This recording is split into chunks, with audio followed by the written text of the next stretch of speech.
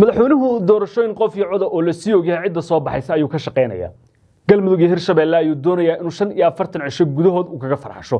tuudagashiga furimaha 3 sano ka hor halkoodii ah iyo isukeysiinta inuu xoog badan leeyahay ayuuna tarminayaa toddobaadyada soo wajahan yoolka uu ka leeyahay waa in laga dhunto cadaadisyo ilaa caqabado hor yaala laakiin aan si fudud looga baxsan karin ayay durba muujinaysaa xogta banaanka oo soo baxaysa afar qodob oo dawladda hor yaala oo caqabada aanu eegaynaa دكتور شافي oo leh in ka badan 40 sano oo khibrad ah daaweynay qalliin casri ah oo laparoscopy ah mar badanna loo doortay dhakhtarka ugu wanaagsan geyga Soomaaliyeed waxa uu heegan kugu yahay isbitaalka Shaafi ee magaalada Muqdisho wixii faafaynta dheeriya fadlan kala xiriir lambarada shaashada kaaga muuqanaya kow heshiis siyaasadeed iyo doorasho midna lama hayo madaxweyne xasan sheekh maxamuud oo bilihii la soo dhaafay ku soo mooday wada hadallo madhalay siyaasadeed ah hadda ma hayo heshiiska madambaysa oo siyaasadeed waqtigiisu waa dhamaaday lama yaqaan dooca doorasho ee xukunka haddii mar loo arkayo hogaamiye rayidana qaybta tijaabinta xoogga ayuu haatan door bidaya sida ay saaxiibadii fagaaraha ka sheegayaan laakiin dhabtu waa ka duwan tahay isku sheekaynta iyo wararka jacaylka laba fadhi oo ay wakiilada reer galbeedku dhex ku jir ku lahaayeen Soomaalida hadal guntan yeesho waa gaari waayeen tanna uma wanaagsana dhinaca madaxweynaha oo caqabad ay ku tahay doonistiisa la xiriirta helitaanka waxyaabo xooggan oo uga xiran dhinaca wakiilada caalamiga Puntland iyo Jubbaland waxa la filayaa inay tallaabo qaad ka duwan ku hore looga arki jiray geedi socodka siyaasadda aan saadaasha lahayn ee Soomaaliya ay qaadaan kaalmada caalamiga waa gabaabsi Mareykanka oo foolaad waa deeq-bixiyaashu waa joojinaya kabkii uu siin jiray howlgalka midowga Afrika sabab la xiriirta inay dhaaminayeen boolibiyood aan hayn lahayn 3 toddobaad gudahood waxa la filayaa in isbedesho luqal hadalka dhinaca wakiilada caalamiga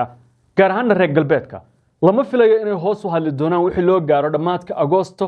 ilaa September waxaana shaki lahayn in kor hadalku oo badan doono oo la iscadaadin doono walow taageerayaasha dawladdu sheegayaan aysan dhag jalaq u siinaynin wakiilada caalamiga oo ay tahay inay iska baxaan haddana sharciyada ugu weyn ee dawladnimada Soomaalidu maanta haysato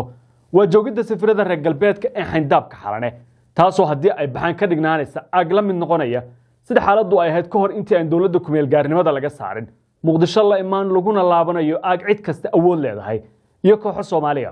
oo isbaasanaya labo dhiigbax dhaqaale ayaa taagan sida ay sheegeen xubno aad uga warqaba dhinaca maaliyadda dawladda federaalka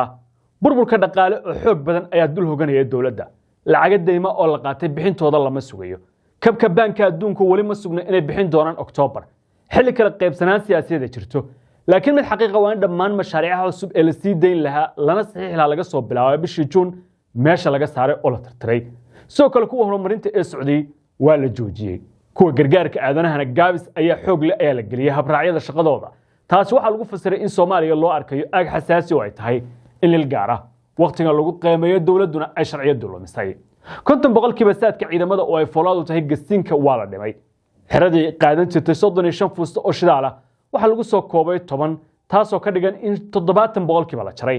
garaamka ciidamada ama raashinka si daran ayaa loo yareeyay meelaha qaar koodna hal waqti baa lagu koobay shaqaalaha loo yaqaan ku meel gaarku waa ku adag tahay inay hadda degdeg u helaan qondooyinka mushaarka iyo dib u dhacyadii ugu dambeeyana waxa ay muujinayaan inaysan helidu sii socon kareen khasnada dawladdu sagxadda ay ku sii dhowdahay xubnaha maaliyaduna uma dhiiran karaan sidii Cabdiraxmaan Beyle ee dhamaadka madaxweynaadkii farmaajo oo kor uma sheegi karaan dhaqaale darrada taagan iyadoo wasaaradaha waaweyn qaarkood ay la kulmayaan lacag la'aan baahsan oo si adag u saameynaysa shaqooyinkooda 3 ciidanka sheeyo waa baxayaan shirka Ugandana waa halisa inkastoo Ismaaciil Cumar Geelaha Jabuuti dadaal badan ku bixinayo si ugu yaraan hogaamiyaasha dalalka ciidamadu ka joogaan shirkooda Uganda aysan hadalladu banaanka u bixi lahayn haddana howlgalka midowga Afrika wax dhaqaalaha looma hayo 3 maalmood ee la soo dhaafay wada hadallo Addis Ababa ka dhacayay dawladaha foolaadka Afrika ah ayaa si aan gabasho lahayn u sheegay sida ay geelmida ku aragtay xusqorka shirka laga sameeyay inaysan sinaba u aqbanayn iska wadida howlgal aan raandis lahayn adduun dhan $1 bilyan oo lagu bixinayo sahayda ciidankan lama hayo lama filayo xataa in la helo dalalka Afrika waa diideen in qoondada midowga Afrika qaybta amniga iyo nabadda laga baxsho Mareykankuna waxay xoog badan bagelinayaan in howlgalka la tirtiro in la dhimayo tirada ciidanka shaki ma leh hogaamiyaasha gobolka ayaana laga raadinayaa in ugu yaraan hanaanka bixitaanku uu noqdo si siloon oo aan degdeg badan ku jirin laakiin waa adag tahay in dalalka dhaqaalaha badan faa'iido ay aqbalaan in wiilasha iyo gabdhahooda ay ku sii hayaan meel aan dheef uga imaanayn waana caqabad dhamanka madaxweynaha ku dhacaysa laakiin la ismoogeysiinayo waqtigan 4 igad garabka madaxweynaha waa ay ka baxaysaa bisha September ee nagu soo wajahan madaxweyne xasan sheekh maxamuud furinta igad waa ay ku furmaysaa oo madaxtinimada ay xoguhu sheegeen inay wareeg galayso madaxweyne geelle oo hadda dalkiisa hoggaanka hayo ayaa si baan u difaaca damaca xasan sheekh laakiin isbeddel hoggaanka ku yimaada ayaa noqon doona caqabad aysan fiila Soomaaliya si fudud uga baxsan karin inkastoo ay saaxiibada madaxweynuhu sheegaan aysan sheeyo u baahnayn way isku filan yihiin haddana xaqiiqada foolka Soomaaliya ka muuqata ayaa aad uga duwan sheegasho kasta oo warbaahinta iyo hab qoraalada lagu shaaciyo maadaama aqoonsiga caalamiga ahiba uu taas ku xiran yahay ugu dambeyn madaxweyne xasan sheekh maxamuud ka soo tumashlaynta isku dhex qarinta farxadda aan dhabta ahayna waxaan shaki lahayn inuu wajahayo maalmo ka kan oo safaradu badan doonaan sida furimaha reer galbeedka ee tirabeelka ah ay soconayaan waxaana la eegi doonaa sida uu uga gudbi karo 4 caqabadood oo aan sahal u ahayn hogaamiye muddo dhaafa haddana garbaha iyo tabartiisuba ay si yaraanayso haddii aad sideedoo kaleeto socodkaagu u badan yahay safarkaagu waxaad u isticmaali kartaa abka dahabshiil faamilkaaguna waxay lacagta ku helayaan daqiiqada gudahood lacagta ugu horreysa ood ku dirtana waa free